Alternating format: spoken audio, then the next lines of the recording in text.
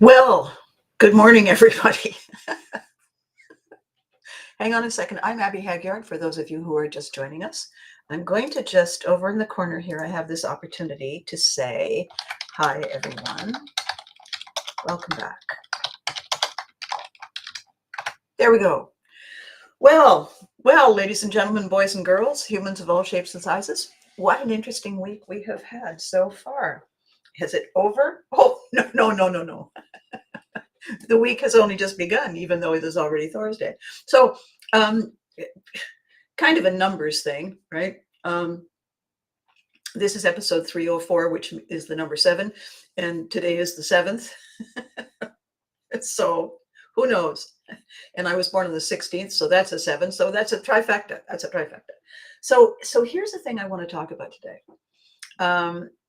Every time there is an opportunity for massive change, excuse me, I'm just sitting weird in my chair. Every time there is an opportunity for massive change, a couple of things happen. One is a great deal of panic. There's screaming and shouting and yelling and cheering because, when there's a contest, there's people who win and lose and draw. And immediately after that, there's a kind of a now what moment. And the now what moment is, we come up, what do we do? Because even though we go into any kind of significant change with a plan, we don't necessarily fully plan for all possible outcomes. We think about some of them, but mostly we're focused on ours. Oh boy, and then when we win, we'll do this, and then when we do that, we'll do that. And so here we are at a pivotal moment, a Pivotry moment in our experience, and that is that a very, very dramatic outcome occurred in the United States election. A dramatic outcome.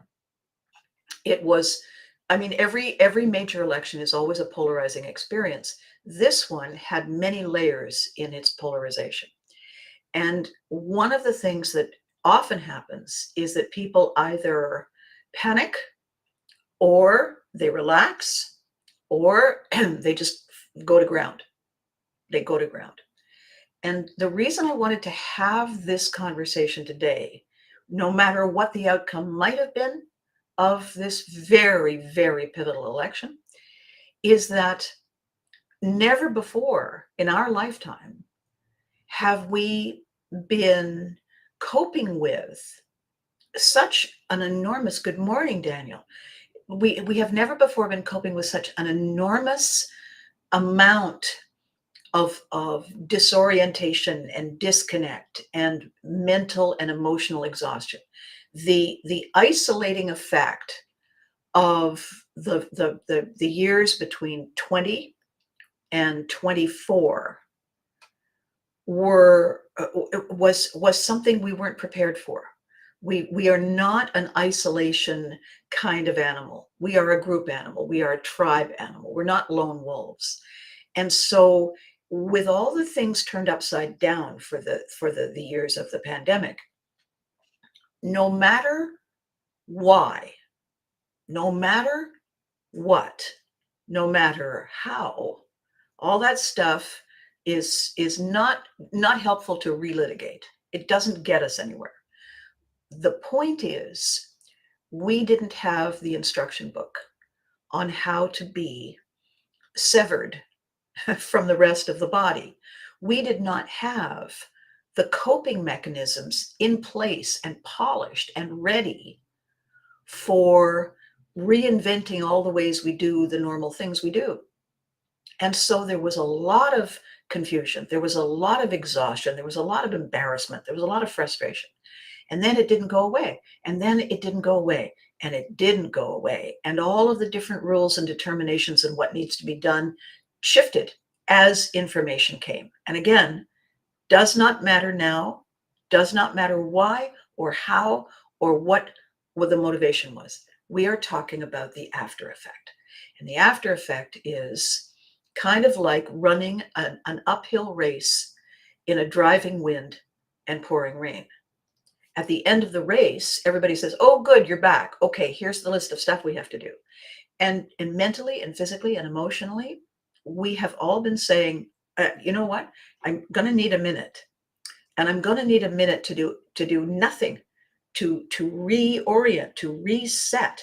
When you make jello and you put it in the fridge, it's not jello right away. It has to set. It has to become.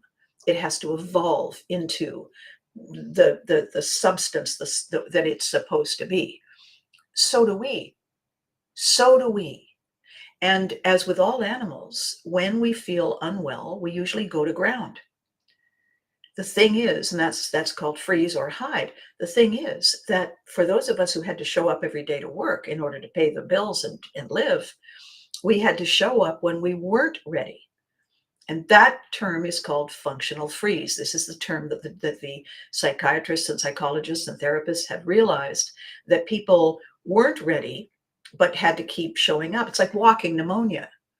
Walking pneumonia is, you should be in bed, yes, but. And so this functional freeze is part body, part mind, and part general energy.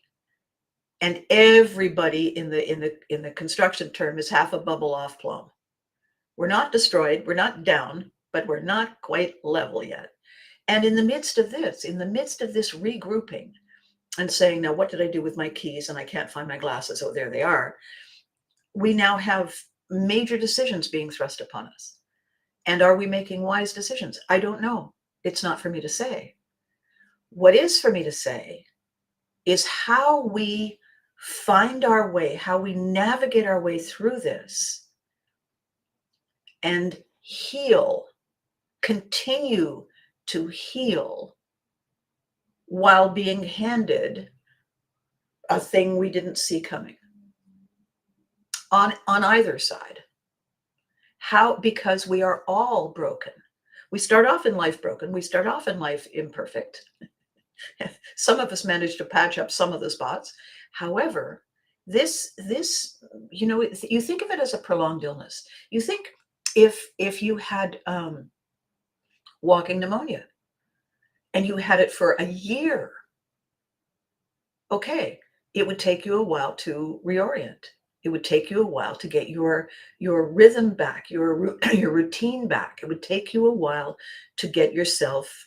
What do I do again in the morning? Oh, that's right, I make my coffee. And then what do I do? Well, I do my video. To get yourself back on track, because it's been a while. And the things that we did automatically, and rather well, if we may say so ourselves, we're rusty now. And when we try them, we think, oh yeah, you never forget what it's like to fall off a bicycle. You've just forgotten how easy it is to forget how to stay on the bicycle. So hang on a second. Cheers, by the way. So what I want to talk about today, having said that we are not entirely 100%, that we, with our less than 100%, have been coping. And I'm going to say remarkably distracted, to the extent that we haven't realized getting all the information all the time, instantly, is not a set of stimuli that our brain is used to. We work very well on cause and effect. We work very well on perceive, receive, adapt, and apply. We don't work well on fast rallying endlessly. And the reason is we are more careful, cautious creatures. We are not the strongest creatures. And even the strongest creatures tend to be very careful before they enter a clearing.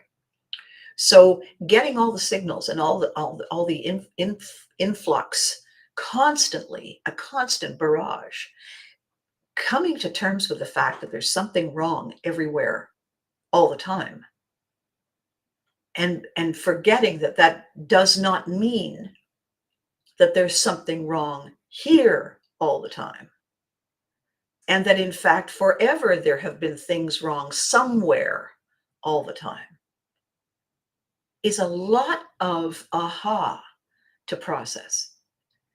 And it's so easy to say, oh my God, there's never been so much crisis. Yes, there has.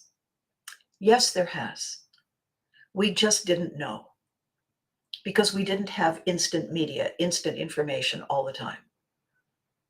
Now that we do, thanks to the tools that we have, we can easily fall down rabbit holes and get fixated on things. We can the new term that never existed before, binge watch, is a form of escapism.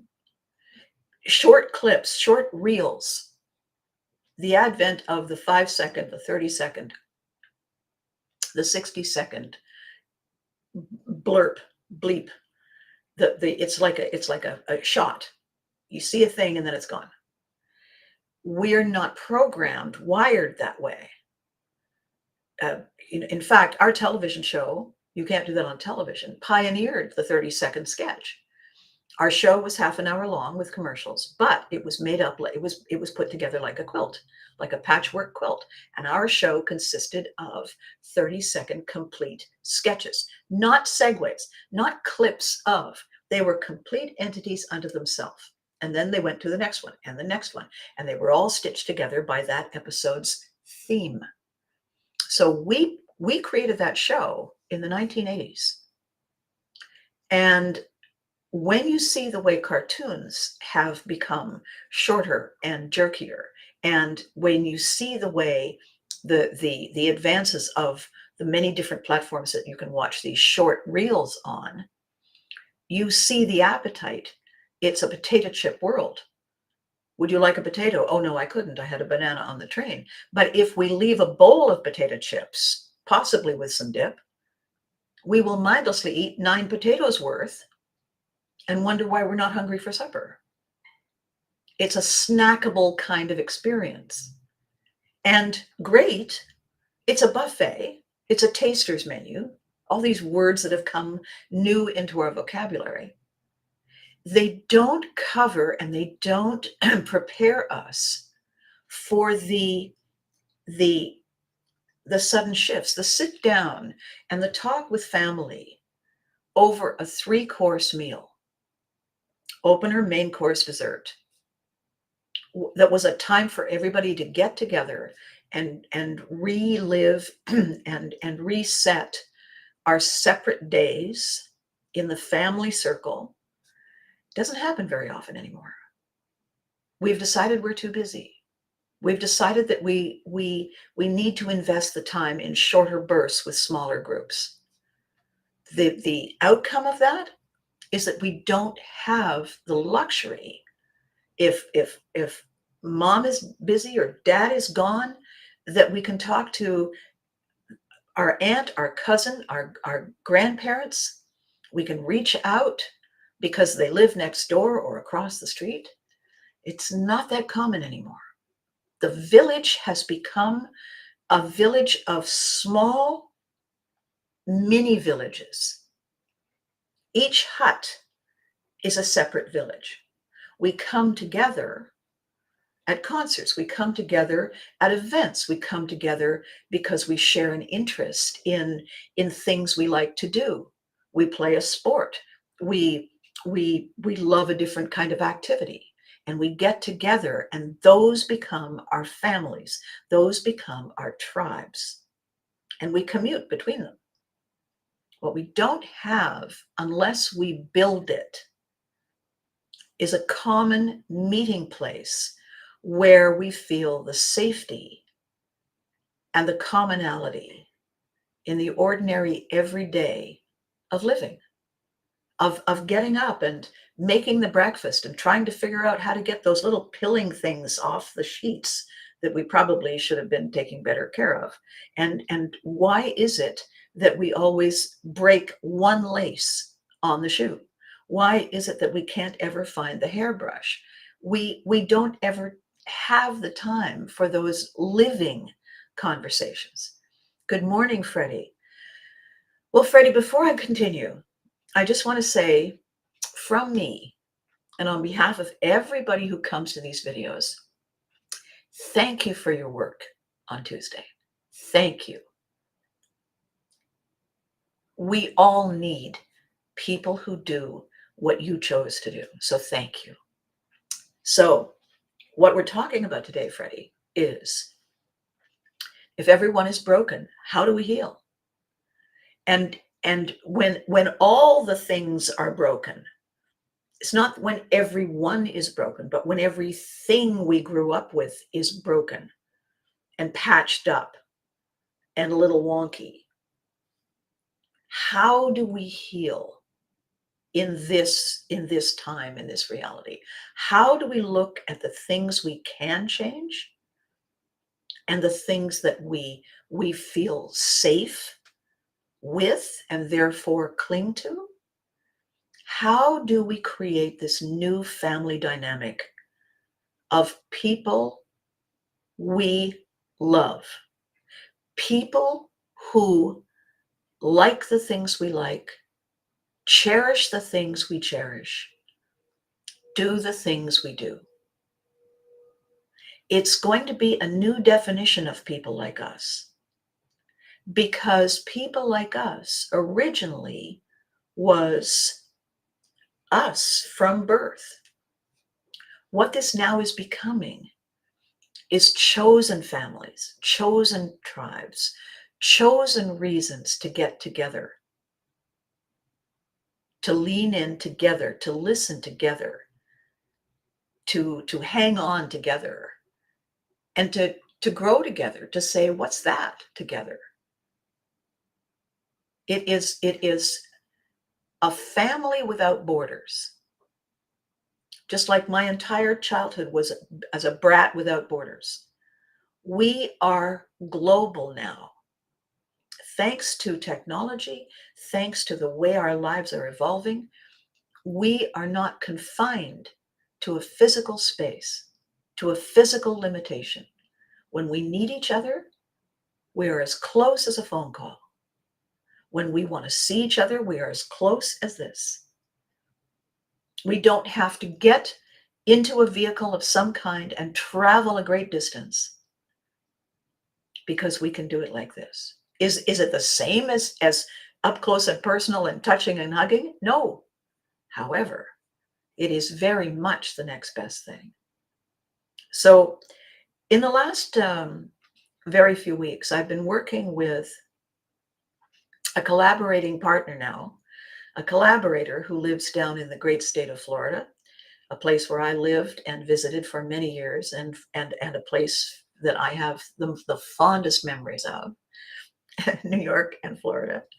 And we have come up with a concept that we feel is going to give all of us a sense of belonging, a sense of connection, a sense of contribution, a sense of engagement, a sense of a support and safety that is not about culture, it's not about country, it's not about gender, it's not about social customs, it's just about the things that matter to us, that matter.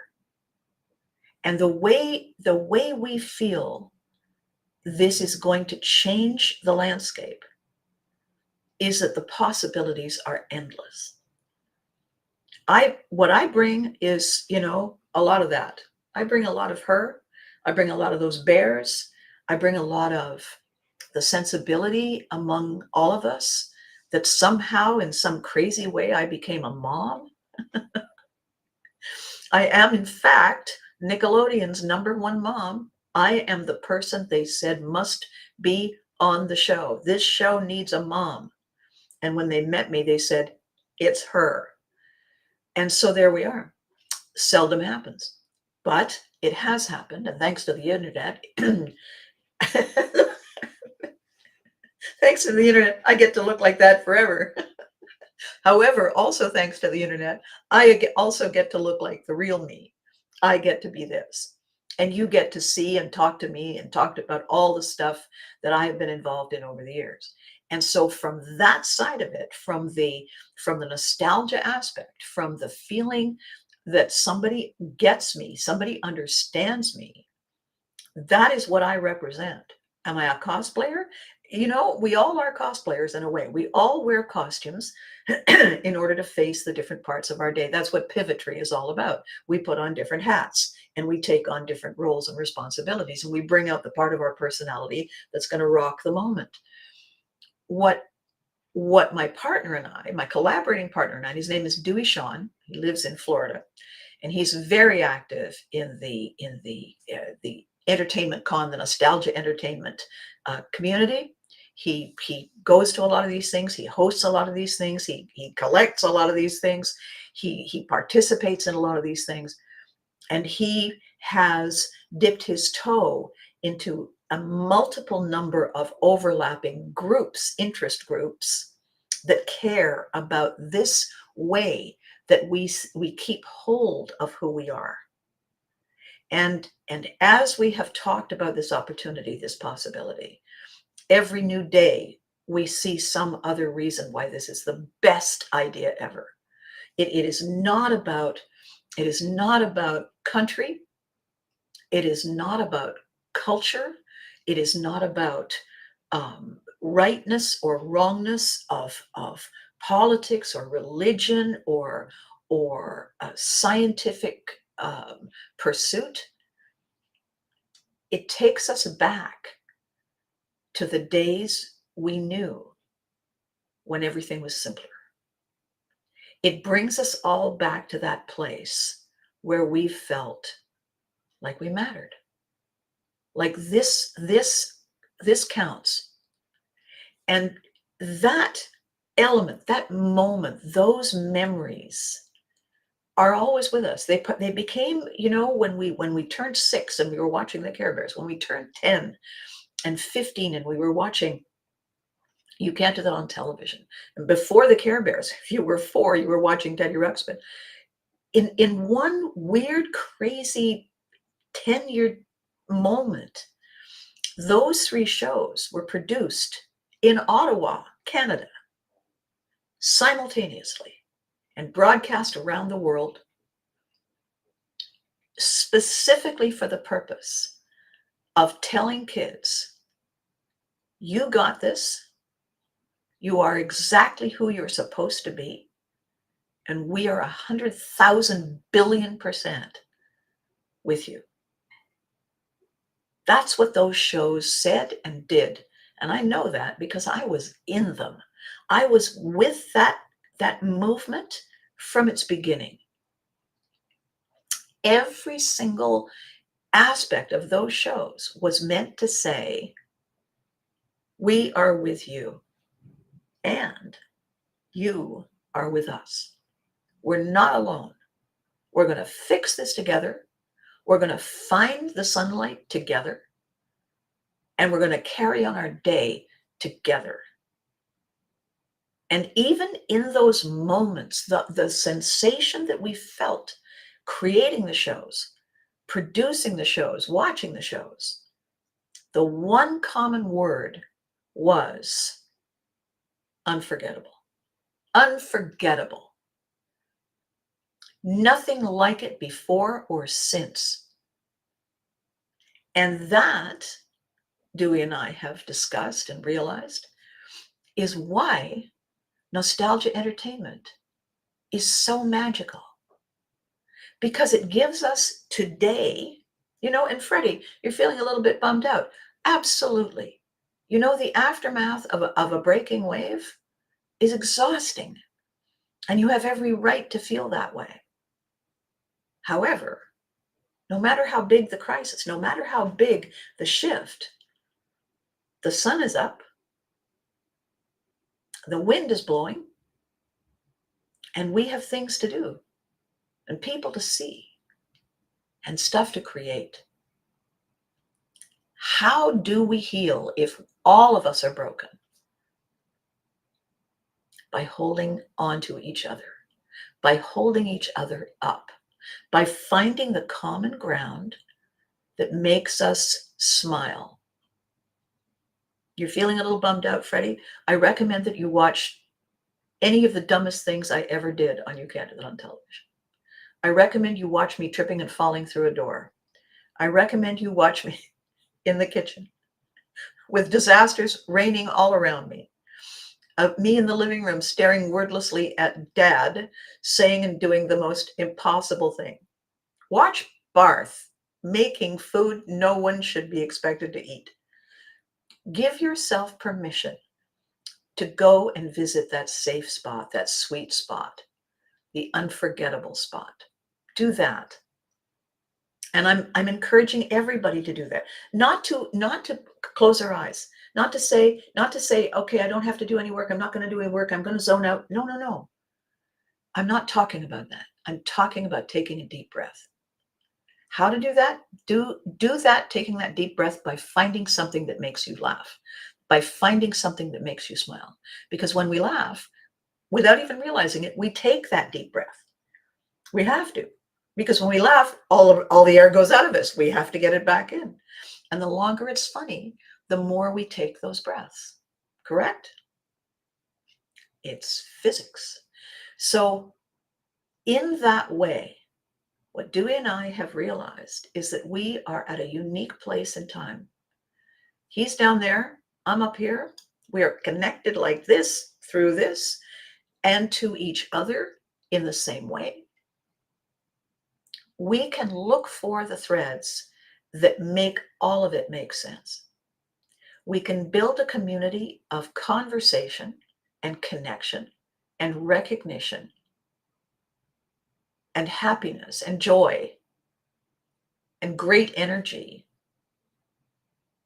by making Pivotry in motion about reconnecting, recalibrating, re-engaging with the moment, the spark, the firing pin that gave us that first what if back in that day. We have that ability to go and get that in the same way that we have the ability to go and get a different shade and shape of our personality to deal with something. There are big things in the world all the time, always.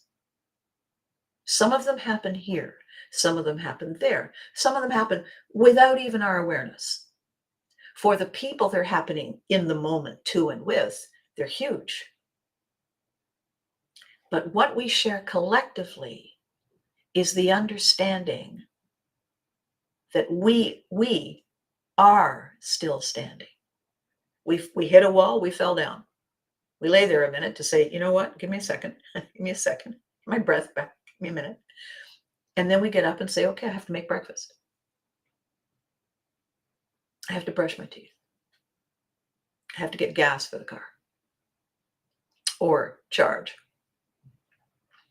I have to include the everyday. No matter how big the big is, the small is what fits in the still small places. How we heal when everyone is broken is by finding the parts that connect.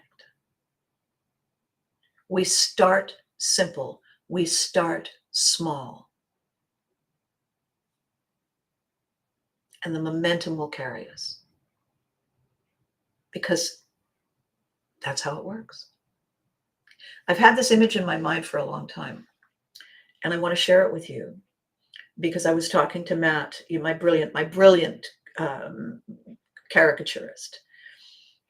And I said, when there's time, I want this done by you. And I explained the vision. And the vision is a breaking wave. And it's a massive breaking wave. And there are two parts of the picture. One is the breaking wave looming. And the other side, the other half, is the breaking wave with a surfer riding the crest. We can choose which side of the picture we want to call our own. We can all be the surfer. We can all stand still and wait for something to fall. We have that ability no matter what is going on around us. In the big picture, in the conversations, in the things that we see on social media, everything that we see has a focus, has a purpose, has an intent. Our job, our ability, our brilliant sifting and sorting tools have the power to say, does that serve me today? No? Fine. Does that serve me today? No? Fine. What about that? Oh, that's interesting. I think that will serve me today. I will take some of that. Remember what I said on Tuesday. The 5 questions we really need to write down and think about and use. So we need to write them down to remember them. We need to practice in order to use them. What is it for? Why does it matter? Who does it serve? What will it change? Why do we care?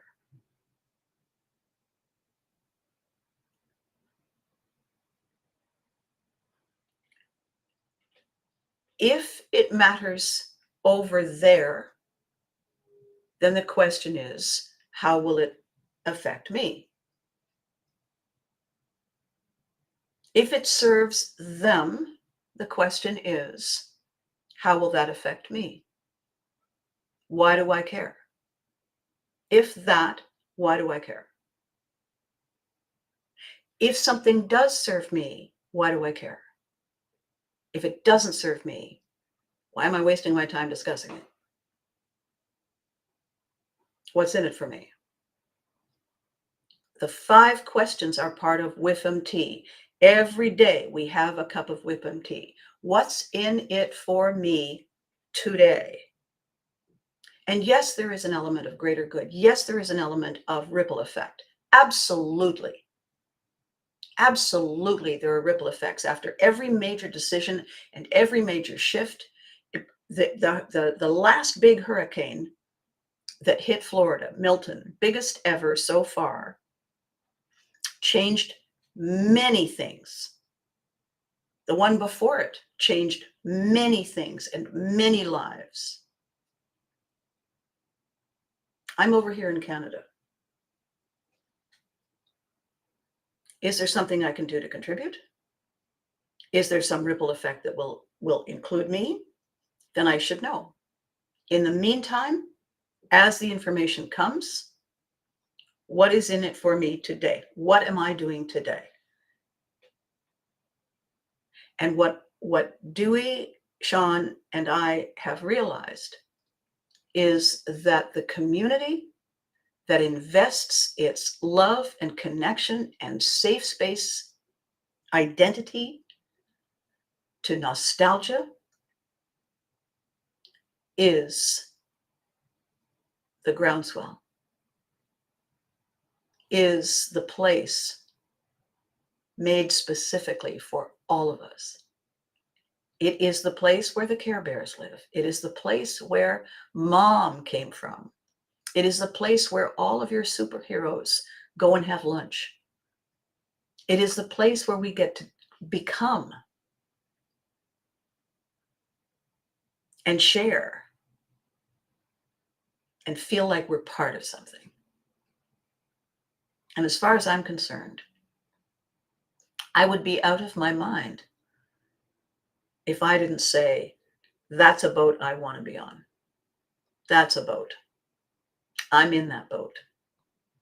And the question that we're going to be asking of everyone is not, do you want to be in the boat? We know you want to be in the boat. The question is, Do you want a window or an aisle seat? So that's where I'm going to leave it today, my lovelies. It's a shorter version. We have a lot on our plates, a lot of things to think about. And by the way, remember my 5-finger, especially Freddie, you're feeling bummed out. Remember my 5-finger, 30-second breathing exercise. Remember this. Remember when you practiced it with me that first few times. And at the end of doing this exercise with me, when we discovered that by the time we were done, and it's only 30 seconds, by the time we were done, whatever the thing was that had been front and center and looming large with a black, nasty cloud over our heads,